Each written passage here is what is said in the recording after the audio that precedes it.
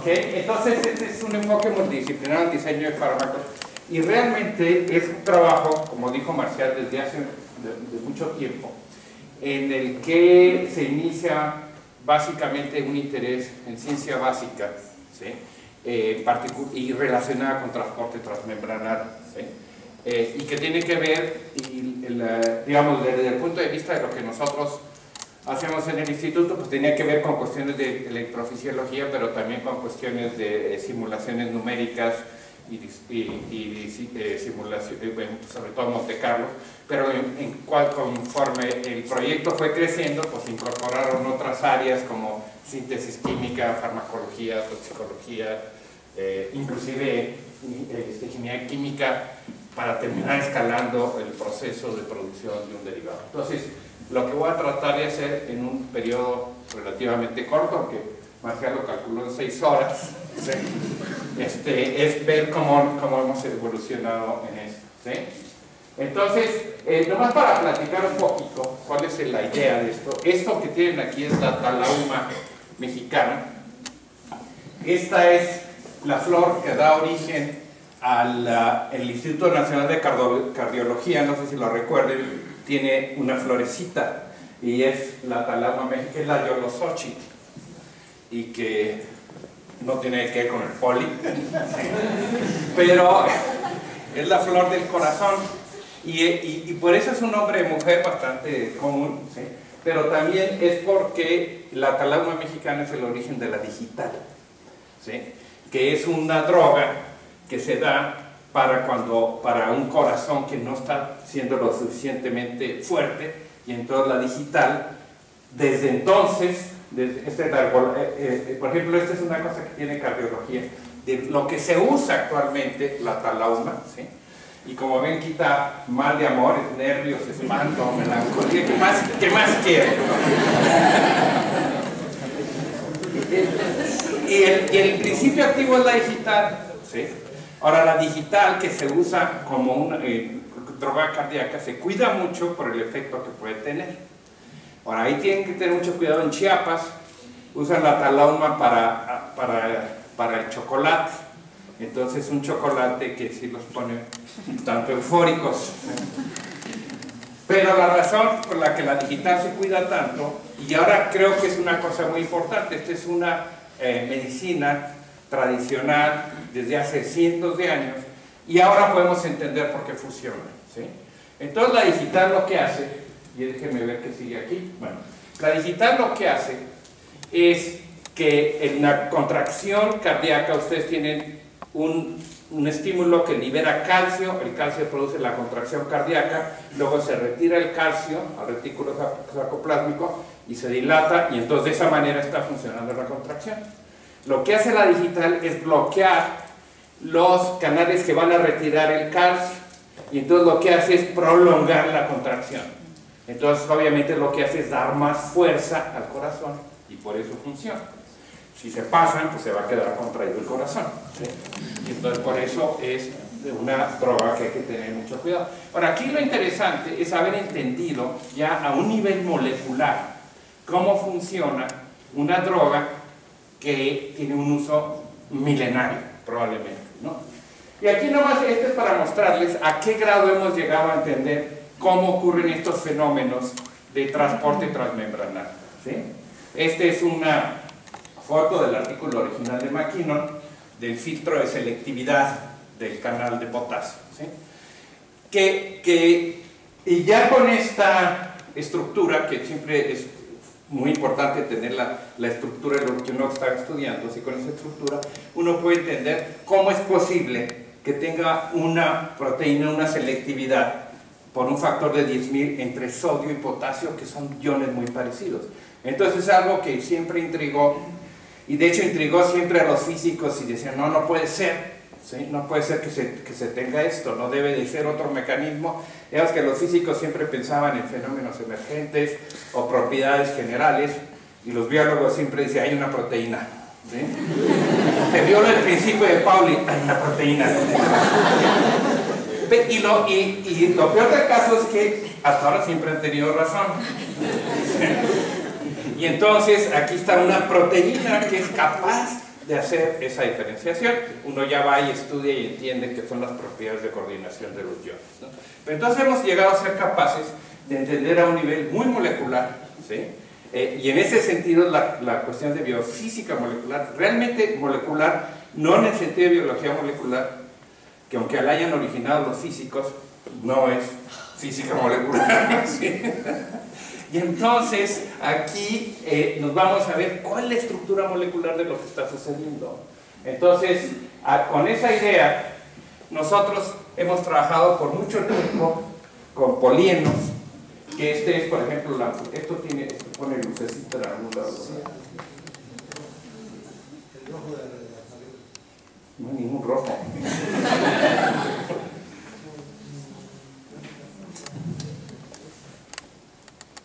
Sí. Okay. Bueno, entonces esto es un antimicótico. Esta es una droga que en realidad es una droga producida, anfotericina por Streptomyces nodosus, que es una bacteria que produce esto para matar a los hongos. O sea, es lo contrario de la penicilina que producen los hongos para matar a la bacteria. Esta de abajo es nistatina, que es por Streptomyces nurseis, que es otra bacteria. De hecho, la NY viene de Nueva York, ¿sí? Y entonces, así hay miles de polienos que todos son productos de bacterias para defenderse de los hongos. En particular, esta de acá es una droga terapéutica que lleva más de 60 años y es fundamental para el tratamiento de micosis, ¿sí? Si ustedes adquieren una micosis sistémica aguda, les van a terminar dando anfotericina, porque es una droga muy potente. En micromolar mata los hongos y muchas veces es la única alternativa. ¿Ok? El problema es que obviamente a la bacteria no le importa si además de matar a los hongos mata a los mamíferos, y entonces tiene una toxicidad colateral fuerte. Y un poco a eso nos vamos a estar refiriendo, ¿sí? Entonces aquí, ¿cuál es la idea? La propuesta del modelo de acción de la anfotericina, de hecho esta es una gráfica de un artículo muy viejo con Marcial, ¿sí? Entonces, se dan una idea, ¿sí?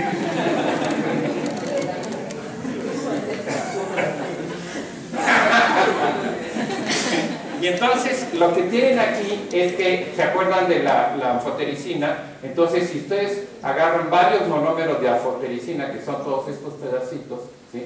Pueden hacer un barrilito. Inclusive pueden hacer un barrilito doble, hace canales sencillos o canales dobles. Este es el potencial que calculamos entonces, ¿sí? Y entonces uno puede explicar ya en una forma muy sencilla. Lo que hace la anfotericina es hacerle un poro, un hoyo a la membrana. Al hacer ese hoyo, la célula pierde el potasio y se muere, ¿okay? Entonces ese es el modelo de acción estándar. Hay muchas otras alternativas de que si entra o no entra, qué hace, pero básicamente uno puede detectar rápidamente, agregar anfotericina y ver la pérdida de potasio de una célula. Entonces aquí por ejemplo está un poco algo más adelante, que es una simulación. Y aquí esto que está aquí es el esterol, ¿sí? Obviamente el esterol no es de ese tamaño, es simplemente la región en la que se mantiene el esterol. Y eso está relacionado, ¿sí?, con la propuesta de que para formar el canal es necesario tener un esterol en la membrana. Y entonces resulta que el esterol de los hongos, el ergosterol, es más eficiente para hacer estos canales que el colesterol, que es el de los mamíferos. Y ha sido como el modelo estándar desde Finkelstein, que lo propuso hace como 60 años, ¿sí? Ahora, en realidad esa es una propuesta, ¿sí? Lo que sí es claro, la evidencia es muy clara de que actúa más en una membrana con ergosterol. La propuesta no está demostrada. Entonces, nosotros... bueno, y esa es la diferencia entre el colesterol y el ergosterol, que son, como ven, moléculas muy similares, ¿sí? Y entonces ha sido inicialmente muy difícil decir por qué estas diferencias tan pequeñas están dándole la facilidad terapéutica. Ahora, entonces nosotros un resultado que hicimos haciendo canal unitario en TIP-DIP, que es agarran una micropipeta y la meten en una solución liposomal que produce una monocapa en la superficie, de tal manera que terminan con un patch de membrana en la pipeta, y en principio aquí tienen la anfotericina y pueden caracterizar el canal unitario. Obviamente esta es una caricatura que no es muy real, porque a veces en una sola entrada de la pipeta se hace la membrana, y entonces en realidad lo único que está uno viendo es esta capacidad que tiene la bicapa lipídica para formarse, pasar de monocapa a bicapa, ¿no? Pero terminamos con una bicapa que tiene la anfotericina, y entonces, bueno, esto es como hacer las bicapas, pero ya vi que aquí hay mucha gente que hace esto, entonces pues voy a tratar. Pero digamos, aquí está un ejemplo de los canales que uno observa de canal unitario de anfotericina, ¿sí? Entonces uno tiene canales muy bien definidos y tiene una colección de canales, ¿sí? A veces inclusive dos tipos de canales de distinta conductancia. Esta expresión de canales de distinta conductancia se ha supuesto que está relacionada con que uno puede agarrar, digamos, 4 de estas moléculas y tiene un canal con una cierta luz.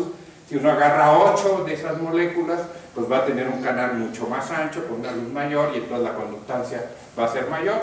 Y entonces esta es la propuesta para la expresión de los distintos canales.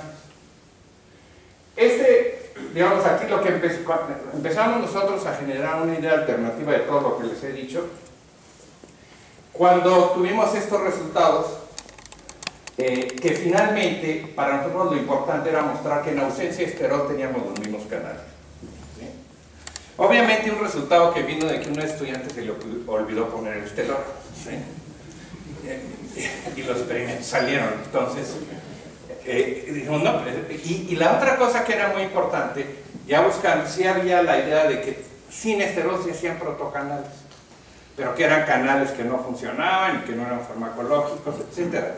Pero aquí lo que nosotros veíamos, como hacíamos canal unitario, es que los canales en ausencia de esterol eran los mismos que los canales en presencia de esterol. Es más, que los canales de ergosterol y colesterol son muy similares, ¿sí? Inclusive que en membrana de E. coli, ¿sí?, podríamos producir, las bacterias son totalmente resistentes a la anfotericina, pero nosotros en membrana de E. coli podíamos producir los canales de anfotericina, pero para eso teníamos que introducir la anfotericina en la membrana antes de hacer los liposomas, o sea que la anfotericina ya estaba en la fase lipídica. Entonces ahí empezamos por decir, no es un problema del esterol en la membrana, es otra cuestión que tiene que ver con la capacidad de inserción en la membrana, ¿sí?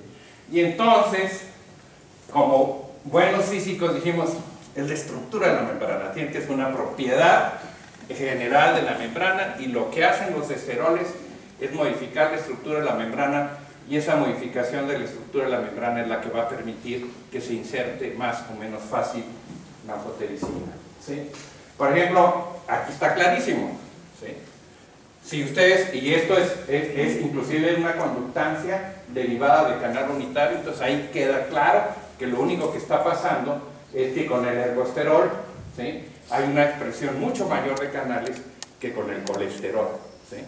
Y además, como uno lo puede caracterizar en canal unitario, es la expresión de canales, no son los tiempos de apertura ni la estabilidad, que era la otra cosa que se suponía, es que los canales en ergosterol son estructuras supramoleculares más estables, ¿sí? Y entonces aquí lo que vimos nosotros, no, es la expresión de canales, es la cantidad de anfotericina que puede entrar a las membranas lo que hace la diferencia.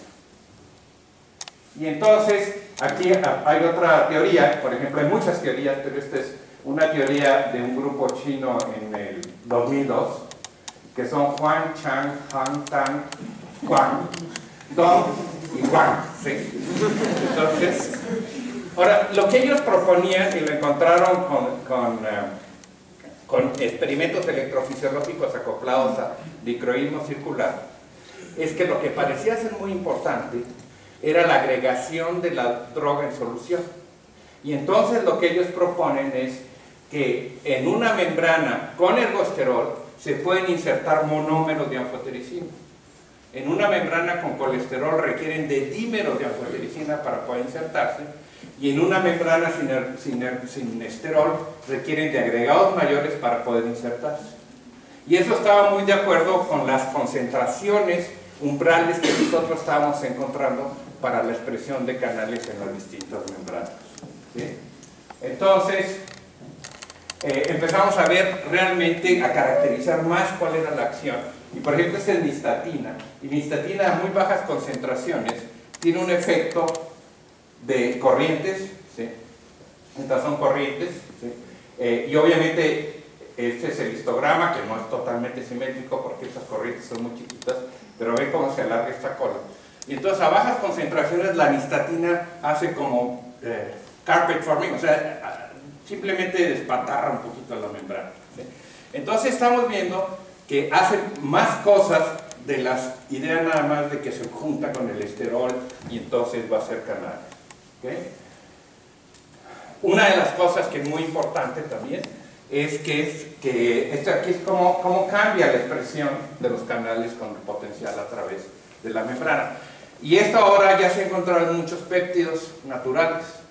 Los péptidos naturales que producen poros en las membranas a partir de cierto potencial, ¿sí? Como que están diseñados para que a potenciales mayores, que no son el potencial, por ejemplo, de los péptidos que nosotros sintetizamos, empiecen a actuar aprovechando que hay potenciales más grandes en otras células. Entonces esto, como este diseño molecular que hace la célula basada en las propiedades físico-químicas que tiene quien quiere matar, ¿no? Y aquí está lo que para nosotros empezó.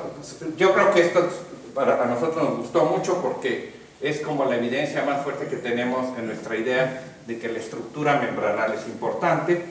Este es un diagrama de fase de POPC con esterol, con colesterol y con ergosterol. Entonces aquí lo que ustedes tienen es que van variando la temperatura, van variando la concentración de esterol en POPC, y este es un diagrama de fase determinado espectroscópicamente, ¿sí? Y entonces sabemos que aquí está la fase de líquido desordenado, acá está la fase de líquido ordenado y aquí está una fase mixta, ¿sí?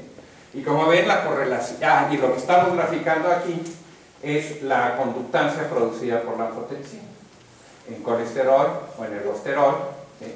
Y como ven, ¿sí? Obviamente hay un efecto mayor en el ergosterol, pero hay una correlación muy clara con el diagrama de fase, ¿sí? Y entonces aquí inclusive empezamos a ver que puede haber zonas, ¿sí? Donde la actividad, por ejemplo, en esta parte de aquí, ¿sí?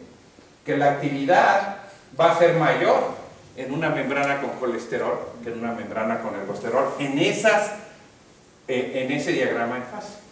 Entonces, y esto, bueno, también lo veíamos no tan claro, pero los tiempos de apertura de los canales con colesterol y con ergosterol también están afectados por la fase de la membrana. Entonces, con esta idea es la estructura membranal está siendo afectada y es la responsable de esta selectividad que finalmente es la que permite la acción terapéutica, ¿sí? Entonces, ya que les hablé de la acción terapéutica, esto se ve muy mal, pero obviamente todo el mundo que trabaja con anfotericina, pues se le ocurre siempre que sería bueno hacer un derivado que fuera tan bueno como la anfotericina, pero con una toxicidad colateral más baja, ¿sí? Y entonces aquí este es un ejemplo de un grupo polaco, si busca, que trabajó como 60 años haciendo derivados y derivados y derivados, ¿sí? Y entonces es agarrar y hacer sustituciones y probar, ¿no? Entonces nosotros pues, también entramos a ese juego, ¿sí? Con un poco la idea de decir, bueno, no, en lugar de hacer un montón de derivados, vamos a hacer derivados con la idea que tenemos de dónde viene la selectividad. Entonces empezamos a hacer sustituciones en este grupo, ¿sí? ¿Ok? Esta es la anfotericina, ¿sí?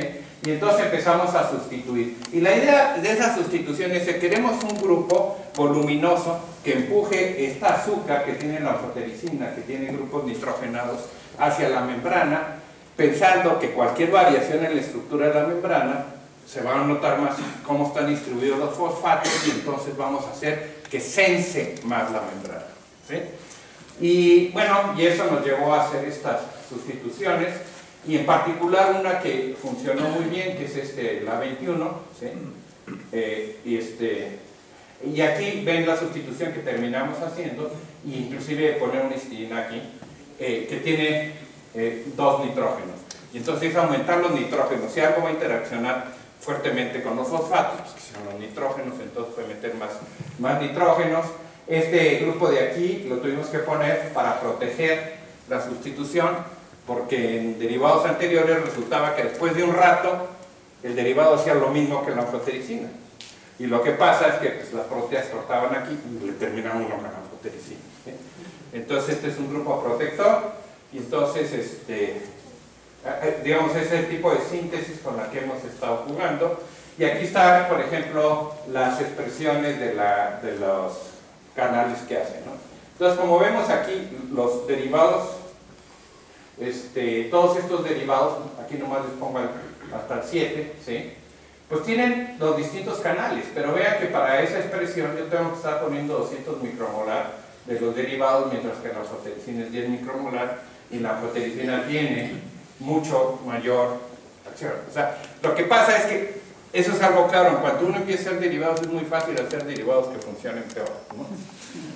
Entonces, pero la anfotericina es muy poderosa, entonces no importa tanto que si funciona un poquito peor, pero si funciona más peor para el colesterol, eso es lo que queremos, ¿sí?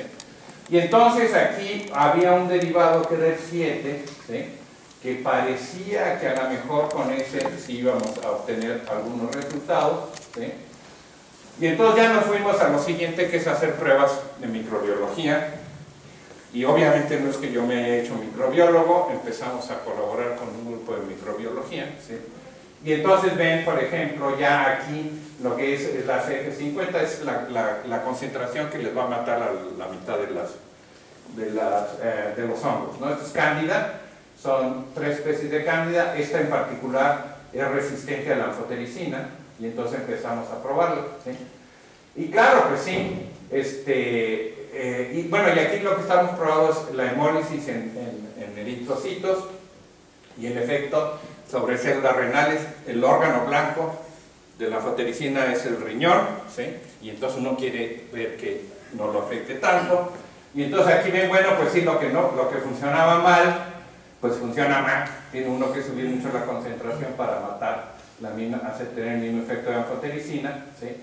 Y obviamente, pues sí, también es menos grave en hemólisis y es menos grave en efecto citotóxico. Y aquí está el A7 que es 8 veces menos potente, pero aquí ya es 10 veces menos tóxico para la célula renal, ¿sí? Y bastante menos tóxico, perdón, para el eritrocito y para la célula renal acá. Bueno, y con esa idea fue avanzar un poco más sobre este derivado y terminar con este, que es una maravilla, ¿sí? Entonces, de aquí en adelante les voy a hablar de un derivado maravilloso, ¿eh? Ahora, ¿cuál es el problema de esto? Es que todo esto, bueno, la electrofisiología y la microbiología funciona muy bien, pero entonces empieza uno a ver que tratar de llevar una de estas cosas a registros sanitarios tiene miles de otros problemas, ¿sí? Lo primero es que te dicen, bueno, y aquí está la explicación de la 21, porque está funcionando también. El efecto molecular es el mismo, tiene canales, pero tiene una expresión mucho más reducida en colesterol que en la anfotericina. En el colesterol es muy parecida, ¿sí? Y ahí están los canales, o sea que sigue haciendo canales, actúa idéntico que la anfotericina, pero tiene mayor dificultad para ingresar en la membrana con colesterol, ¿sí? Y aquí están, bueno, un poquito lo que habíamos visto, ¿sí?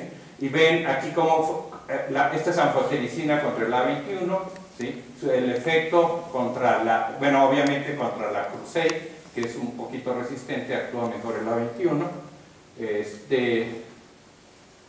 Esas son fotos del Instituto de Ciencias Físicas, por los que no.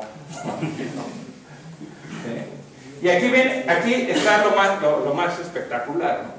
Este es hemólisis de eritrocitos, ¿sí?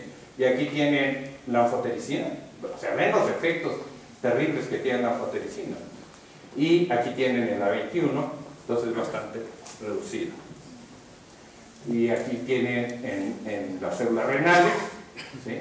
Entonces la anfotericina ya a 100 micromolar está teniendo unos efectos tremendos, ¿no? Y ese es el límite de la droga. La dosis terapéutica es 1 miligramo por kilogramo. La dosis letal 50 por vía intravenosa de la anfotericina es 4 miligramos por kilogramo. Ustedes están tomando una droga que está a 1/4 de la dosis letal, que es la que mata a la mitad de la población en 24 horas. Entonces, ese es el problema de la anfotericina, lo que la limita, ¿no? Y lo vemos aquí comparado con el otro derivado. Y bueno, y aquí hay otros resultados recientes que comparamos en la literatura. Carreira es un químico cubano que está ahora en el ETH. Rebovskaya es un grupo noruego-ruso y el derivado de nosotros, ¿sí? Y la verdad es que todos tienen ventajas. Entonces hasta aquí parece que todos hay otros derivados que tienen mayor selectividad. El problema siempre con estos derivados, en particular con el de Carreira en el ETH, es que pasa cuando se pasa uno a los ratones. Y entonces ya no es lo mismo, ¿sí? Entonces aquí tenemos ya el caso, ya estas son pruebas en ratones VAL, y con una infección de candidiasis. Aquí agarran eso yo no lo hago, ¿sí? Agarran al pobre animal, le ponen intraperitonealmente una infección de candidiasis, lo dejan ahí 15 días a que esté, pero sí, lleno, y luego lo empiezan a tratar intraperitonealmente, ¿sí? Y entonces aquí ven, aquí ya empezamos a comparar. Indofine es una forma terapéutica de la anfotericina. El Albecet es una forma liposomal de la anfotericina, o sea, en lugar de dar la anfotericina en solución, bueno, el oxicolato, se da en liposomas que tienen menos toxicidad colateral, excepto que cuesta 100 veces más, ¿sí? Entonces, no es algo que se use tan frecuentemente, ¿sí? Pero aquí ven que, bueno, que se cura, ¿no? Se está curando la candidiasis. Hay algunas cuestiones remanentes en algunos de los análisis que se hicieron. Creo que esto es en... sí, ok. Entonces, pero con todos, aún con el Albecet hay alguno que queda, con estos... Hay remanentes, pero sí está curando. Entonces, lo primero es que esta es una prueba crítica. El derivado cura, ¿sí? Ya cuando lo usan en un animal, ¿sí? Bueno, aquí sí está curando. Y aquí comparamos la LD50, lo que les es la dosis letal 50, ¿sí? Entonces, aquí, esta es intraperitoneal, lo que les había mencionado hace rato era por vía intravenosa. Intraperitonealmente es 30 miligramos por kilogramo. La liposomal, pues no puede uno hacer más de 80 miligramos por kilogramo, no se puede aumentar la dosis, ¿sí? Y entonces debe ser mayor que esto, no pudimos medir, pero este es 200, hay un factor de 10, casi de 10, ¿sí? En la seguridad de la droga en ratones, ya en ratones, con toda la complicación que el animal tiene, uno necesita poner 10 veces más de uno que de anfotericina para producir el mismo efecto tóxico. Y una ventaja que vimos aquí es la solubilidad. Una ventaja que nos dio, no la habíamos buscado, pero apareció, es mucho más soluble que la anfotericina, y entonces eso implica que uno no tiene que usar deoxicolato o algún otro medio. En PBS puede hacer uno unas concentraciones altísimas que quiera, y entonces eso también facilita su aplicación. Ahora, la otra es entender por qué este derivado es tan maravilloso. Entonces vamos a pasar a cuestiones de dinámica molecular. Una de las cosas que vimos muy importante en el cambio del derivado es el cambio de momento dipolar. Aquí está graficado el momento dipolar de la anfotericina, y el momento dipolar de la 21 es mucho menor, ¿sí? Entonces, lo primero que bueno, seguramente esto va a afectar en el comportamiento de la droga en solución, ¿sí? Y entonces, aquí lo que hicimos es simular la anfotericina en solución, ¿sí? Entonces uno ve cómo se dimeriza, ¿sí? Y hay, bueno, aquí hay un H que quién sabe por qué no salió. Pero son arreglos. ¿Se acuerdan? La anfotericina es esto, tiene la cola, tiene la cabeza, está el azúcar aquí, ¿sí? Y entonces, y esta es la anfotericina y estos son los derivados. Y uno puede hacer aquí la dimerización en solución acuosa. Y vemos la diferencia. Obviamente, en ambos casos, el dímero que es el más estable es el HTA, que es este que está aquí, que es este que está acá, ¿sí? Y entonces, pero vemos la diferencia en energías de dimerización entre las dos. Entonces, lo que está sucediendo ahí es que el derivado que nosotros hacemos se dimeriza menos, ¿sí? Y recuerden que estaba la idea de los chinos de que para poder entrar en una membrana con colesterol necesitabas el dímero. Entonces, si nosotros podemos mantener el polieno en forma monomérica a mayores concentraciones, pues lo podemos utilizar con mayor seguridad, ¿sí? Inicialmente pensábamos que eso se debía a la diferencia en momento dipolar y que básicamente el derivado se formaba por interacción dipolar, pero ya los resultados de la simulación es que sí, la parte dipolar es muy importante para llevarlos a cierta distancia, pero después ya no es tan dipolar, ya es la interacción de Van der Waals. Y estos, por ejemplo, esto es un estereopar. Si ustedes hacen viscos, pueden ver un estéreo en medio. Y lo que pueden ver, ¿sí? Esta es anfotericina acá arriba y el A21 abajo. Entonces, primero que nada, esta es la cadena hidrofóbica de la anfotericina, y A21 está aquí, y la otra está acá atrás, ¿sí? ¿Ok? Entonces, también lo que está sucediendo es que algo que uno pensaba y lo suponía desde siempre es que seguramente la dimerización de la anfotericina era hidrofóbica, quiere decir que iba a unirse las cadenas hidrofóbicas para ocultarlas del agua. Bueno, eso no pasa, y entonces eso también nos lleva a que hay que hacer la parte molecular, hay que ir a la visión molecular, porque digo, la otra era una suposición bastante lógica, pero no ocurre, porque hay una complicación en la interacción molecular, ¿sí? Y lo que también pueden ver aquí, digamos, esta es una estructura bastante simétrica, están empalmadas, el azúcar aquí se aleja del dímero y el azúcar acá se aleja del dímero, ¿sí? Y entonces, pues esto está básicamente como sándwich, ¿sí? Aquí está un poquito más curvado, ¿sí? Y ven que inclusive es más corto el dímero, se está sobreponiendo más, ¿sí? Y este grupo adicional, estos son snapshots tomados de la zona de mínima energía, y bueno, pues este grupo genera problemas, no es completamente simétrico. Entonces hay esta dificultad que está teniendo el grupo, con este grupo añadido, ¿sí? Está haciendo que la dimerización sea menor, ¿ok? No hay que ser tampoco tan simplistas porque tenemos muchos otros derivados que en principio harían lo mismo porque tienen un triptófano ahí que está más grandote, ¿sí? Entonces no es toda la historia, pero parece que esto va en esa dirección. Y entonces, luego lo que pasamos es, bueno, vamos a hacer simulación de dinámica molecular de la membrana, ¿sí? A final de cuentas, si queremos ver por qué es capaz o más capaz o menos capaz de entrar a la membrana, pues vamos a hacer la membrana. Y esto es nomás para darles una idea de lo que sería la simulación de la membrana con el ergosterol. Entonces el ergosterol en realidad como que está bastante adentro de la membrana. Entonces lo primero que se le ocurre a uno es que es difícil esta idea de que tendría que ligarse directamente con la droga, ¿no?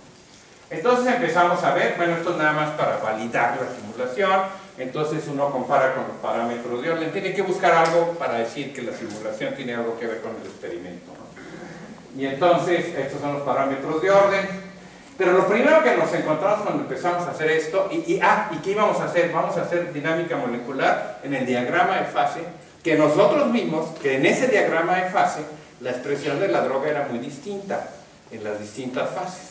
Entonces vamos a ver qué pasa en esas fases y a ver por qué la droga actúa diferente. El problema que teníamos, esta es la función de distribución radial, digamos, esta es de esteroles, pararse en un colesterol y ver alrededor cómo están los otros colesteroles acomodados. Y no veíamos ninguna diferencia en el diagrama de fase.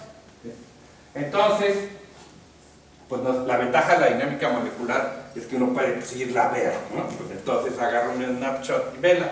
Y lo primero que encontramos, fíjense, esto es, si no tienen esterol, aquí tienen, este es colesterol, tiene un poco de colesterol y aquí meten el colesterol.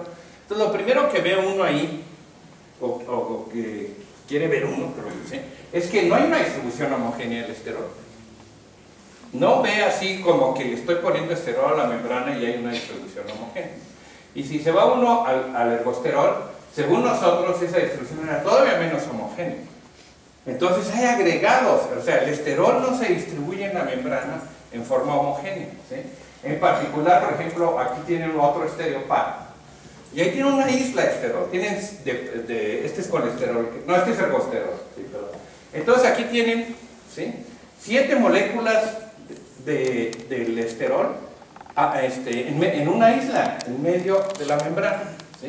Entonces aquí realmente el punto es, ok, el ergosterol y el colesterol están actuando diferentes, ahí está la selectividad, pero tiene que ver con estas propiedades que tiene, ¿no? Y bueno, el otro problema que teníamos es decir, bueno, otra cosa que uno tiene en las simulaciones numéricas es, bueno, pues a lo mejor la simulación numérica no tiene nada que ver con el experimento y los force field no sirven, ¿sí? Y entonces empezamos a ver si podíamos obtener resultados sutiles, ¿sí? Este es el diagrama de fase y este es el coeficiente de difusión. Y aquí vemos que hay un cierto comportamiento, ¿sí? O sea, no es nada más una cosa que... Si no hubiera cambio de fase, esto debería de ir subiendo el color así, ¿no? Del azul al rojo, simplemente así, subiendo la temperatura y subiendo el estropón, ¿no? Pero vemos que hay por ejemplo, esta línea de aquí, que coincide con... debería haberle pintado aquí las bolitas, pero coincide con la transición de fase. Aquí hay una fase que es líquido desordenado y aquí la transición. Esta no está tan clara, aunque uno lo puede ver. Pero para poder lograr eso tuvimos que andar buscando force field que fueran más refinados, ¿sí? Y entonces encontramos un force field que sí es capaz de empezar a hacer esto. Y entonces vamos a empezar a hacer la dinámica molecular con ese force field. Es más, lo que ahora queremos hacer es empezar a refinar ese force field para ver que nos dé una reproducción del diagrama de fase que sea más confiable. Para decir, la simulación que estamos haciendo es capaz de reproducir propiedades diferentes en el diagrama de fase. Y entonces vamos a ver ya después con la droga cómo se inserta o no se inserta, ¿sí?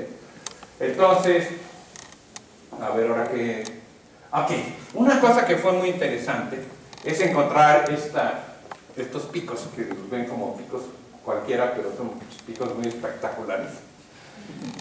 Y esta es a una condición particular, a una concentración particular de esterol. Y son varias temperaturas, pero es la misma concentración de esterol, que son 50%. Y nos llamó mucho la atención, porque esta, que es la función de distribución radial de los esteroles, es muy ordenada.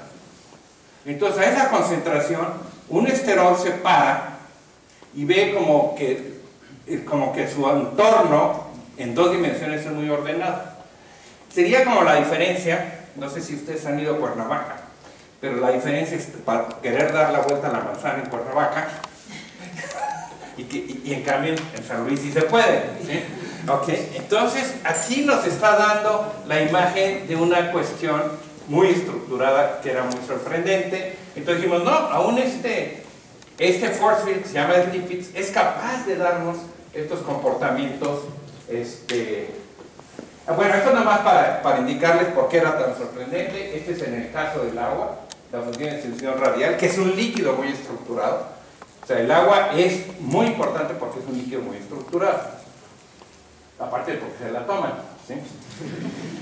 Y este es, por ejemplo, para el ion de sodio y de potasio, que tienen estructuras alrededor, sus capas de coordinación, de hidratación, son muy bien definidas. Entonces, ya viendo esto, ¿sí?, ven que lo que habíamos visto realmente era muy sorprendente, ¿no? Y entonces uno sabe, ¿qué quiere decir eso? Además, esos picos estaban de tal manera que a lo largo de la distancia, sí, bueno, yo me paro aquí ¿Y qué veo? A 1 metro, a 2 vecinos. Luego, a 2 metros, vuelvo a ver otros 2 vecinos más. A 3 metros, otros 2 vecinos. Eso es muy interesante porque eso implica como si fuera una dimensión, como si estuvieran sobre una línea, ¿sí? Y entonces, pues cuando uno va a ver, lo que uno observa es que hay estas líneas, ¿sí?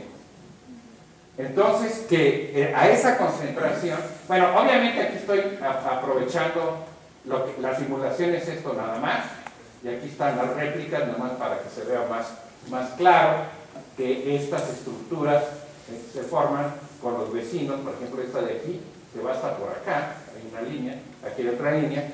Entonces nos queda que a esa concentración el esterol parece estar organizando filamentos, ¿sí? Y entonces, muy probablemente, ¿qué sucede en esos filamentos? En esos filamentos va a haber un rompimiento de la estructura de la membrana. Entonces pensamos que esos van a ser lugares donde puede haber una inserción.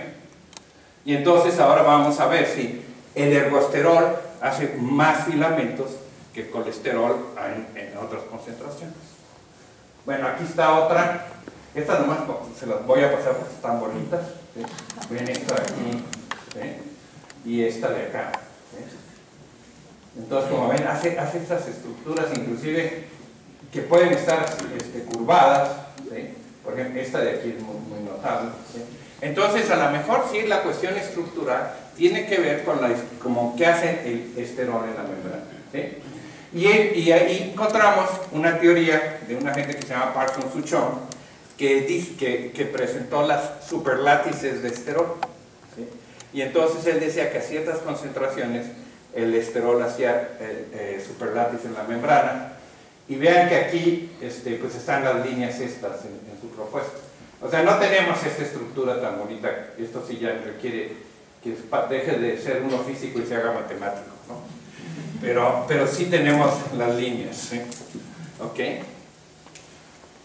Ahora, ese es el derivado. Este es un modelito que, como ya no queríamos usar la computadora, lo hicimos de bolitas.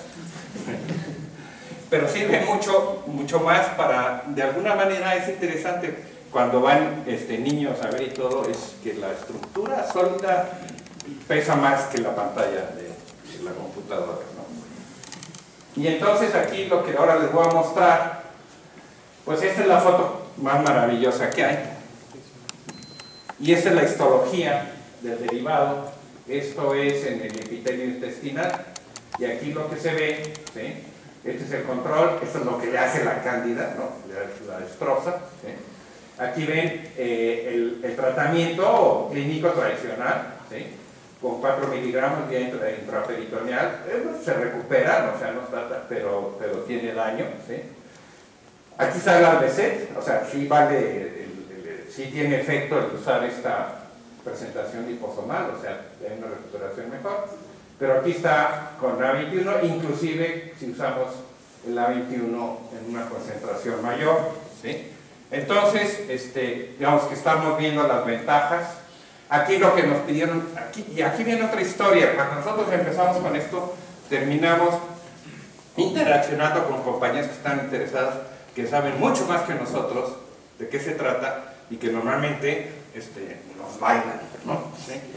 Y entonces, aquí había una que decía, no, pues ahora le hagan esto, y ahora hagan, por ejemplo, no, ¿y de qué sirve? Hay miles de productos de laboratorio que nunca pueden pasar a la clínica porque no se pueden sintetizar a gran escala. Y entonces ahí vamos nosotros a trabajar con gente de la FE Zaragoza, Ingeniería Química, y ya podemos producir la anfotericina, ya se pueden hacer kilos del derivado, ¿sí? Pero hicimos eso sin que la compañía haya pagado nada por ver, ¿sí? Y entonces ese es el tipo de desinformación que uno tiene, ¿sí? Y entonces eso nos llevó, por ejemplo, dicen, pero la anfotericina es nosocomial y se pone por vía intravenosa. ¿Cómo saben ustedes si su porquería que hicieron, ¿no? Cuando la meten intravenosa va a fundir el corazón, ¿sí? Y entonces, estos son resultados de Alejandro Aragón, que hizo las pruebas por vía intravenosa, y pues por vía intravenosa es mejor, ¿no? De hecho, aquí está la anfotericina y el A21, y ahí hay una ganancia en toxicidad colateral de un factor de 10. ¿Sí? Y me voy a apurar porque ya se está vaciando. Entonces aquí, aquí tiene el corazón. ¿Sí? Y entonces aquí el corazón está perfecto. De hecho, el corazón salió de maravilla. ¿Sí? Entonces, aún por vía intravenosa no está pasando nada. ¿Sí? Y ahora estamos viendo el utilizarlo para protozoarios con un grupo de biomédicas, con Berta Espinosa. ¿Sí? Bueno, si saben qué hacen Berta Espinosa, ya se imaginarán qué estamos haciendo, pero no se lo digan a las compañías. ¿Sí? Y otro con el INCAN, en células neoplásicas, porque la anfotericina se ha intentado usar para tratamiento en glioma. ¿Sí? Entonces, extender a otras aplicaciones. Y entonces, ya finalmente, obviamente que hay mucha gente involucrada por mucho tiempo. ¿Sí? Hay muchas cosas que se han hecho. Digamos, este es el grupo del instituto que ha estado trabajando en la parte de electrofisiología de simulaciones. Aquí estaba, cuando Marcial estaba en la Facultad de Ciencias. Aquí tenemos una colaboración grande con el grupo de Groma, con la Universidad de Groningen. ¿Sí? Bueno, Berenice estuvo con nosotros, los de Tempo. Este es el grupo que hace la síntesis química, que es un grupo de la Universidad de Morelos. Este es un grupo del CIMPESTAB. De todos lados, estos son de Mérida, de Zacatenco y de la GEM. ¿Sí? Esta es la parte de farmacia, que es fundamental, todas las pruebas farmacológicas. Es una gente que colabora en la dinámica, ya no está en la UAM, pero estaba entonces. Este es el escalamiento de la producción. Estos son nuevos, los de cancerología y con Alejandro Aragón. De aquí no les hablé nada. Este es con un grupo en India que estamos viendo cosas de dinámica, tratar de ver la dinámica interna, ¿no?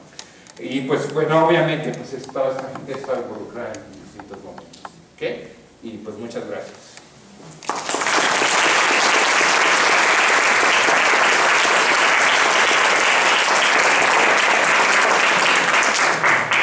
Hay que reconocer que fue en menos de una hora. Preguntas, Irene. Me quedé pensando ahorita que Candida Krusell sí efectivamente es más resistente, pero yo estaba pensando, no sé bien cuál es el mecanismo de resistencia que tiene Krusell, pero por lo que dices, ¿a poco la estructura de la membrana y el ergosterol es diferente que en otras cándidas? Fíjate. Estaba pensando que era otro mecanismo, o sea, que lo modificaba o que la pared sería. Esa es una frustración enorme porque tenemos, por ejemplo, sacamos el modelo tenemos que tener modelos simples. Entonces dijimos, POPC ergosterol es hongo, POPC colesterol es mamífero. Pero poder sacar ese modelo simple es una maravilla, ¿sí? Pero para eso uno tiene que tener el análisis de la constitución de la membrana, que no es nada fácil, ¿sí? Por ejemplo, te voy a dar otro ejemplo que es muy claro, que tiene que ver con lo de las células neoplásicas. Una cosa que ya queda claro ahorita, tú tienes células neoplásicas, o sea, células cancerosas, ¿sí? Y hay células cancerosas que son muy invasivas, que tienen metástasis muy agresivas, ¿sí? Y ahora lo que se ha encontrado con microscopía de fuerza atómica, que es otra cosa que nosotros hacemos y que no les platiqué, ¿sí? Es que si tú haces el análisis del módulo de elasticidad de la célula cancerosa, hay un patrón característico del módulo de elasticidad, y la célula que es muy agresiva tiene una elasticidad mucho mayor. Y entonces resulta, es más, en Japón, en Saitama, un muchacho que hizo unos experimentos allá, era muy espectacular, porque él ponía un gel, ¿sí? Y bueno, y en Japón todos hacen robots, ¿sí? Entonces le hizo un robotito que le bajaba todo, ¿no? Y entonces ponía un gel, ¿sí? Y entonces al gel le daba, lo cambiaba, ¿sí? Y tenía una máquina que friccionaba y entonces podía ver la elasticidad del medio. Y luego ahí le echaba las células de melanoma con distinta agresividad. Y era espectacular porque lo veías en tiempo real, ponía las células, ¿sí? Y entonces la célula normal pues se quedaba sobre el gel, se pegaba, ¿sí? Y se quedaba ahí moviéndose, ¿sí? La célula neoplásica se desparramaba, se hacía como huevo estrellado, ¿sí? Pero la célula neoplásica agresiva se hacía así como alien, ¿sí? Era una cosa impresionante, ¿sí? Y además para eso necesitaba un soporte de cierta rigidez. Si la parte en la que estaba no tenía suficiente rigidez, la célula no podía invadir, ¿sí? Entonces, ahora, tienes eso, y toda la discusión ahí era, ¿está alterando las propiedades de la membrana? ¿Sí? O es otra cosa, ¿sí? O es el citoesqueleto, ¿sí? Entonces, aparentemente, de los resultados de estos japoneses, porque ponían una serie de cosas que sabías que te alteraban exclusivamente la membrana y le alteraban esta capacidad invasiva. Todavía no era nada claro, pero parecía que eran las propiedades de la membrana, ¿sí? Pero entonces lo que quisiera decir, déjame sacar una membrana como esa, ¿sí? ¿Qué es lo que tiene esa membrana? ¿Sí? Y eso es muy frustrante porque no es fácil sacar la composición de la membrana. Una cosa que también encontramos en células cancerosas es la composición es muy distinta, ¿sí? Entre la membrana celular de una célula cancerosa y la membrana, digamos, normal, ¿sí? Pero hay muy pocos ejemplos. Y por ejemplo, Avanti, si tú quieres saber la composición de una membrana, se las pueden mandar, pero lo que te dice es, a ver, dime que yo te diga cuánto tiene de esto, esto y esto, ¿sí? Y lo demás no sé, porque yo puedo identificar esto, esto y esto, y entonces te hago un análisis muy sencillo y hay el 30% de POPC, LPL, lo que quieras, ¿no? De MPC, lo que sea, ¿no? Pero esta cuestión de poder agarrar y decir, esta membrana tiene esta composición, no, bueno, y entonces esa sería, Crusade nada más está alterando las propiedades, ¿sí? Yo creo que, por ejemplo, algo que podíamos hacer es que no lo hicimos, pero ahí sí podíamos agarrar Crusade, extraer la membrana de Crusade y empezar a hacer todos estos experimentos, digamos, de electrofisiología en la membrana de Crusade. O inclusive liposomas y ver la elasticidad y cosas así. Pero es difícil, ¿eh? Eso ayudaría muchísimo, porque si lo pudieras hacer, pues ya haces la membrana sintética y ya haces los experimentos. Otra pregunta, sí. Muy interesante su trabajo. Gracias. Hasta donde entiendo hasta donde entiendo los esteroles, lo que hacen es darle rigidez a la membrana. Entonces, como consecuencia supongo que tiene que ver con la estructura. Sí. Mi pregunta es, si no hicieron experimentos mezclando ergosterol y colesterol y ver los efectos que tienen la formación de los poros.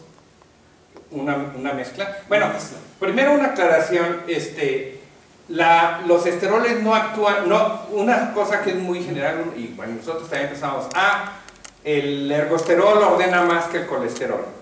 Eso no es tan cierto. En ciertas membranas pasa así, en otras membranas pasa al revés, ¿sí? Entonces, entonces, ¿qué está haciendo el esterol en la membrana? Ciertamente te aumenta el orden, por ejemplo, en las colas, ¿sí? Hace que las colas de las membranas estén más orientadas.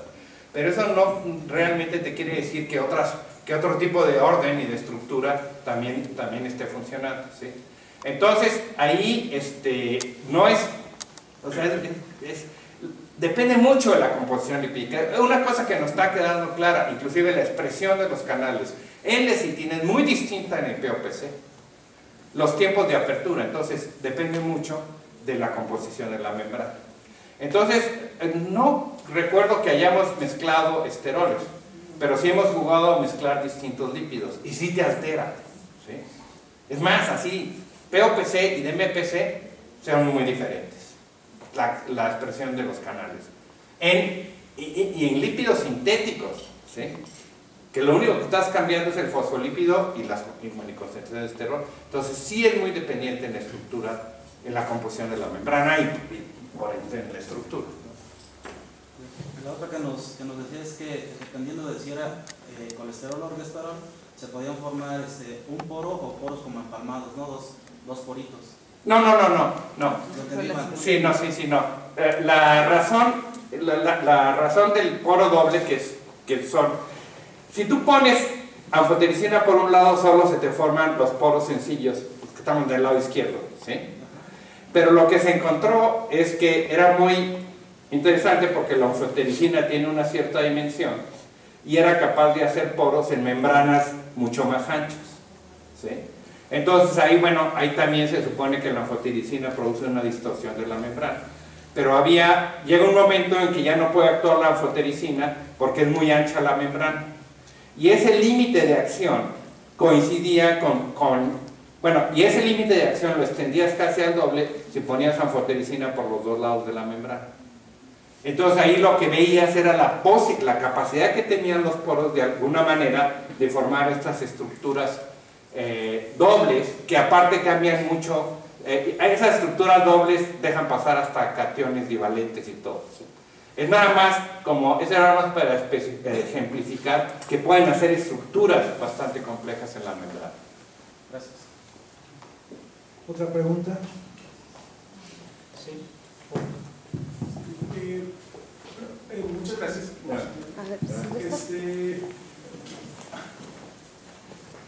Quisiera preguntarle, ¿cómo le podemos hacer para invertir el flujo de dinero que financia este desarrollo de fármacos? Entonces, estamos en una investigación donde el CONACYT, quizás otros fondos gubernamentales apoyan el desarrollo de esta investigación, y luego la industria farmacéutica puede sacar provecho, pero la industria farmacéutica no le metió todo el dinero desde el inicio, desde que era una idea, ¿no? ¿Qué hay? Mira, hay una cosa que nosotros, sobre todo en los últimos 2 o 3 años, he aprendido, es todo este rollo de farmacia que no tenía ni idea, y es una curva de aprendizaje tremenda, y entonces es terrible si todo el mundo que saca un fármaco tiene que hacer la curva de aprendizaje, porque entonces se hace infinito el tiempo de aprendizaje. Entonces lo primero es que yo creo, y estoy convencido, que debería de haber estructuras que tienen otras universidades, ¿sí?, en donde tienes expertos para hacer eso.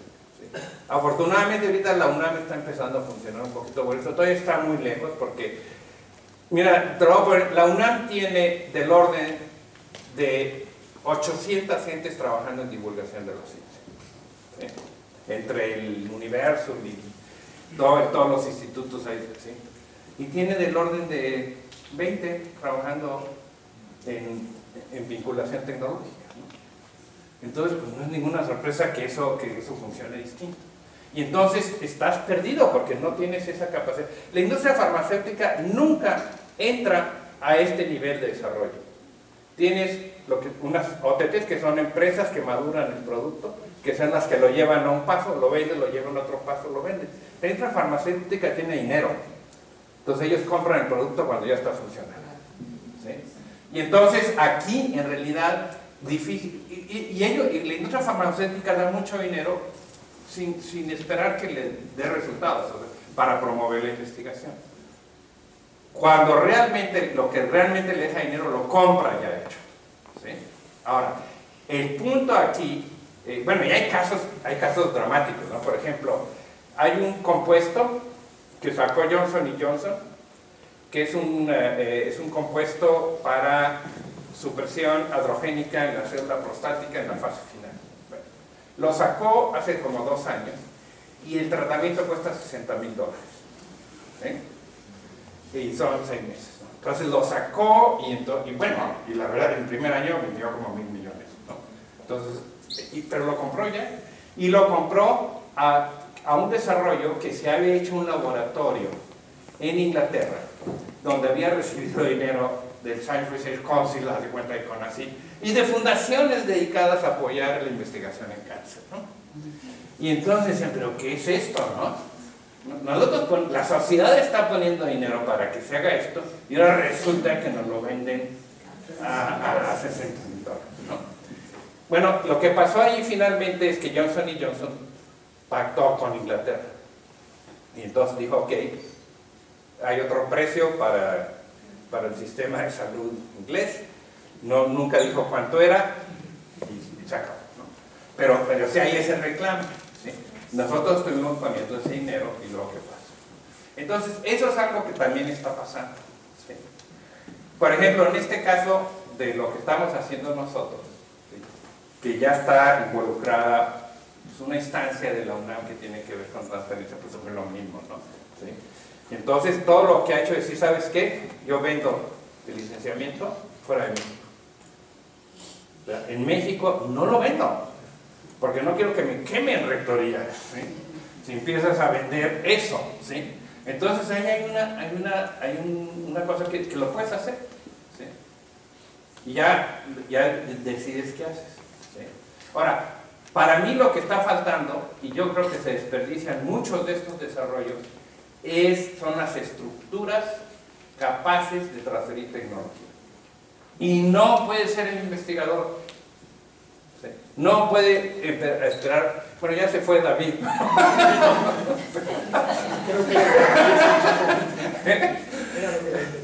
Bueno, pero no puede ser investigador, ¿sí? Entonces, a mí me tocó, cuando estaba en Simvestab, ir a Imperial College. Imperial College tuvo una historia muy particular. Imperial College lo hizo el príncipe Alberto, el esposo de la reina Victoria, después de una visita que hizo a París a una de estas exposiciones universales. Y entonces el príncipe Alberto decidió que si la industria británica no innovaba, iba a perder competitividad. Y llegó y fundó el Imperial College en los jardines del Museo de Victoria de Alberto, ¿sí? Que no sé si lo conocen, el museo es precioso y en los jardines está el Imperial College. Y lo hizo para darle competitividad a la industria británica. Bueno, el Imperial College, pues, después de la reina Victoria, pues ya se olvidaron, se iban a hacer investigación como cualquier universidad, y pues nada más sacaron como 18 premios Nobel, pero nada importante. Sí. Y entonces llegó Mrs. Thatcher y les dijo, ustedes los hicieron para hacer investigación que le diera comparing trade, y o lo hacen o los corren. Y a Mrs. Thatcher sí le creían, ¿sí? Y entonces empezaron a hacerlo, y lo primero que dijeron, que esa es una cosa que también tiene que ver, la normatividad no nos lo permite. Y va, ya, se las cambió. ¿Qué quieren? ¿Sí? O sea, que quieran, ¿sí? Y entonces hicieron Imperial Limited, que es una compañía de Imperial College, que inclusive cotiza en bolsa, y que hace algo muy sencillo. Si hay un desarrollo que a ellos los convence, se firma un convenio y le dicen, tú te regresas al laboratorio, ya es nuestro problema. En Imperial Limited no hay un solo investigador, la mayor parte son diseñadores, porque ya hay, como dicen, mira, de la raya para acá, si vendemos una porquería no nos importa porque la vendimos, ¿sí? Son otras reglas, tienes que estar actuando ya con otras reglas, ¿sí? Y entonces, y tú te regresas a tu laboratorio, y cuando se venda el producto, que para vender el producto, lo que hacen es una empresa, y esa empresa se compra con el producto, entonces venden la empresa. En ese momento, la mitad es para Imperial College y la mitad van a los investigadores. Y te sugerimos que compres un Ferrari y lo traigas al college para que la gente se entusiasme. Entonces, pero ya, ¿sí? Y como dicen, y seguramente la regamos, y probablemente la estamos regando, no tan, muchas cosas que según nosotros van a ser una maravilla y nadie las compra, y ya perdimos, pero hay con 2 o 3 que te funcionen. Por ejemplo, ellos dicen, Imperial Limited ya se pagó los próximos 25 años, ¿sí? Entonces ahí está, pero tienes gente dedicada que sabe cómo hacer toda esa transferencia muy rápido, porque aquí cada año que pierdes dinero, ¿sí? Lo que justificó a Johnson & Johnson en los $60,000 es que tienen 4 años de patente. Entonces esa viva, ¿sí? Porque a los 25 años se acaba. Y claro, todas las compañías farmacéuticas dicen, es que no se puede, 25 años es muy poco, ¿sí? Deberían de aumentarnos cuando menos a 40, ¿sí? para recuperar lo que sea. Bueno, entonces, ¿eso qué implica? Que esa cosa que cuesta $60,000 dentro de 2 años va a costar $1,000 pesos, ¿sí? Entonces, ese tipo de cosas hace que Hay muchos productos que ya nunca se desarrollan porque la farmacéutica dice no voy a recuperar la inversión. ¿Sí? Yo ya no voy a tener suficiente tiempo de patente y se mueren. Y como nadie hace toda la parte clínica, nosotros ahora vamos a empezar en las partes clínicas, que son mucho más complicadas, las pruebas clínicas. ¿Sí? Afortunadamente, ahí lo vamos a hacer con la Facultad de Medicina de la UNAM y nos lo hace más barato, pero eso ya es una complicación adicional. Pero todo esto nos ha llevado mucho tiempo, mucho aprendizaje que no deberíamos estar haciendo para que esto fuera eficiente. ¿Sí? Deberías de tener estructuras muy capaces de hacer todo este desarrollo rápido, ¿sí? Y negociar con los otros que sí saben que también a nosotros nos lleva mucho tiempo. ¿Sí?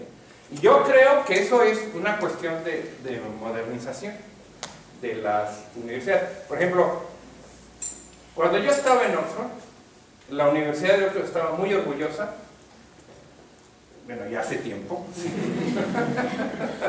pero estaba muy orgullosa que no tenía una escuela de negocios. Era así un acto de pureza inaudito, ¿no? Aquí no hay nadie que haga administración y MBS ni nada de esas cosas, ¿no? Era una cosa que la universidad lo presumía mucho. Bueno, finalmente, hace como 20 años, la familia real saudita les regaló una escuela de negocios. Y ahora tienen una escuela de negocios. Y empezaron a hacer cosas que no se hacían, inclusive una fundación, que era así como para nacos, ¿verdad? Tiene una fundación. Y ahora la hacen y sacan mucho dinero. Y también hicieron algo que tampoco hacían, que es una OTT, una de estas organizaciones de transferencia de tecnología, ¿sí? Que se llama ISIS. Escogieron mal el nombre, pero... Lo que pasa es que la parte de Támesis que está en Oxford se llama ISIS, o sea, el río, ¿sí? Y no, ellos no se imaginaron que les iban a... No patentaban el nombre, entonces ya lo están usando otros grupos. Pero esta compañía que no querían hacer y no sé cuánto, hace unos meses yo fui y estuvieron aquí en la Secretaría de Economía, ¿sí? Presentando lo que hacen y todo. Y el año pasado ISIS entregó a la Universidad de Oxford ya como ganancias 40,000 millones de pesos.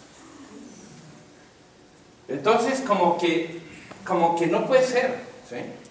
Como que la educación superior, si quieren, nuestros ejercicios de investigación, ¿sí? Deben de empezar a acompañarse de esta cuestión de transferencia de tecnología. Y que para hacerlo bien necesitas expertos. ¿Sí? Entonces, ¿qué es lo que ellos ya tienen? Pues tienen una empresa, porque las ponen como empresas, porque aparte tienen que ser autosuficientes, y si no ganan dinero la cierran, ¿sí? Y ya sería el colmo que no ganaran dinero haciendo lo que hacen, porque toda la gran inversión la hace la universidad, como aquí, haces una inversión enorme en algo que no te tiene que dar dinero, que te tiene que dar artículos o lo que tú quieras, o estudiantes, ¿sí? Y ellos nada más cosechan eso, ¿sí? Entonces la inversión que tiene de transferencia de tecnología en una universidad son los sueldos de las gentes que deben de ser capaces. Y obviamente hay gentes que son muy importantes, que son los scouts. O sea, la gente que es capaz de ir y decir, oye, esto que tú estás haciendo lo podemos comercializar.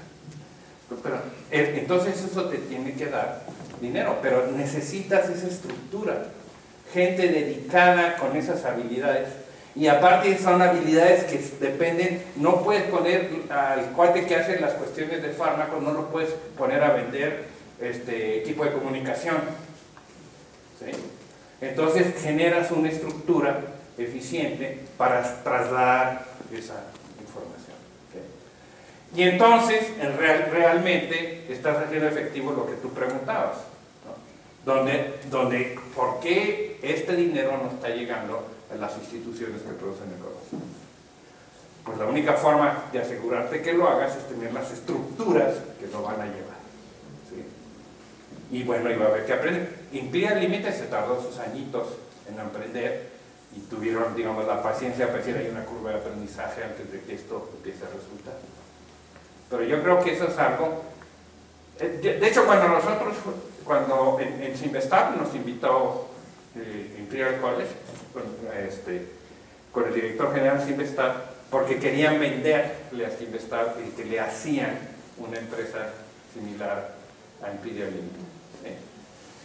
¿Sí? Eso no prosperó, porque lo primero que dijeron es Cinvestav, la normatividad no lo permite. ¿Sí? Y no hubo nadie que le dijera, te la cambio. ¿Sí? Eso también. ¿Sí? Pero ahorita eso creo que hay mucho más disposición, e inclusive yo creo a modificar la normatividad. Y la que les afecta más a ustedes, a nosotros no tanto, porque ustedes son paraestatal no autónoma y nosotros somos autónoma. Pero yo sí creo que va a haber modificaciones en la ley de paraestatales no autónomas para que ese tipo de desarrollos sean más ágiles. Y yo creo que hay que hacerlo, que hay que ir en esa dirección, pero no puede, siempre te dan contraejemplos de lo que yo estoy diciendo. Fulano de tal es muy bueno, Aragón, ¿sí? Tiene una compañía, pues sí, siempre va a haber casos de gente que tengan esas habilidades. Pero no, hay que pasar de los individuos distintos que son capaces de ser empresarios e investigadores a decir, no, pues, tú déjale y ya en la compañía que lo haga. Yo estoy convencido que eso debe de ser, si no, es muy difícil, ¿no? ¿Que hay contraejemplos? Sí los hay. O sea, que hay muchos, los van a encontrar de alguien que es muy exitoso, no sé, Luis Herrera, Alagón, hay mucha gente, ¿no? Bueno, no mucha, pero sí hay gente. ¿Okay? Pero hay muchos otros casos que, por ejemplo, hay un caso muy interesante, en la UNAM agarra y hace estos fármacos y los guarda en un cajón y se quedan ahí, ¿no? Entonces no se desarrollan. Y hay Victoria Chagoya, ¿sí? Que es una investigadora de fisiología celular que debe tener ya como entre 700 y 800 años, no sé. Ya ha desarrollado 3 patentes, ella, a lo largo de su vida. No, nunca ha llegado a nada. Y la última, que la estaban muy interesados, ya había un laboratorio, la estaba viendo, dijo, no, ya quedan muy pocos años de patente. Ya no la seguimos. ¿Sí? Entonces, aquí el tiempo sí cuenta mucho, entonces tiene que ser muy rápido. Gracias. Una última pregunta. A ver si, Raúl. Volviendo un poco al asunto de los canales, en las imágenes que mostraba la molécula que es alargada, se mostraba longitudinalmente orientada respecto a la membrana. Entonces mi pregunta es, siendo que la molécula es del orden de 1 nanómetro, parecía o daba la impresión que los canales o los poros que se iban a formar iban a ser de ese diámetro. Entonces mi pregunta es, ¿qué es lo que se transporta en estos canales? Y cuando habla de especificidad, ¿exactamente a qué se refiere? Sí, bueno, en realidad, déjame usar, no, en realidad, hazte cuenta que esta es la molécula, ¿sí? Y la idea de los poros es que se hace porque pones una de estas, la molécula tiene una parte hidrofóbica y una parte hidrofílica, una cadena hidrofílica y una cadena hidrofóbica. Entonces la idea es que esta parte hidrofóbica va hacia la membrana, y luego yo pongo otra, y yo termino haciendo un barrilito de un canal hidrofílico, porque todas las partes hidrofílicas se ven unas a otras. Entonces el radio puede ser lo que sea, ¿sí? Y entonces, a ver, déjame, no, pero esto no regresa. A ver, entonces, por eso tienes canales de muy distintos radios, ¿sí? Y pueden ser tan grandes como para que pase urea, ¿sí? Pero es en un canal hecho con las duelas de un barrilito, ¿sí? ¿Sí? Acá. Bueno, aquí está, ¿sí? Entonces ves esta parte de aquí, es una cadena hidrofóbica, acá, ¿sí? Y esto es lo que iría a la membrana, y esta es una cadena hidrofílica. Ahora, si yo pongo una de estas, otra, hasta que doy la vuelta, hago un barril. Y entonces el diámetro es mucho, ¿sí? No está constreñido por la molécula. Entonces, ¿qué es lo que se transporta? Cuando se refiere a especificidad. No, lo que se transporta es sobre todo potasio, ¿no? Pero cuando me refiero a selectividad, ¿sí? Aquí es muy distinto de la selectividad iónica. La palabra se usa la misma, pero eso, aquí selectividad es por la membrana. Actúa más en la membrana con ergosterol que en la membrana con colesterol. Esto es lo que se ha llamado selectividad de la droga, que confunde, pensando en términos de selectividad iónica de los canales. Bueno, pues agradecemos al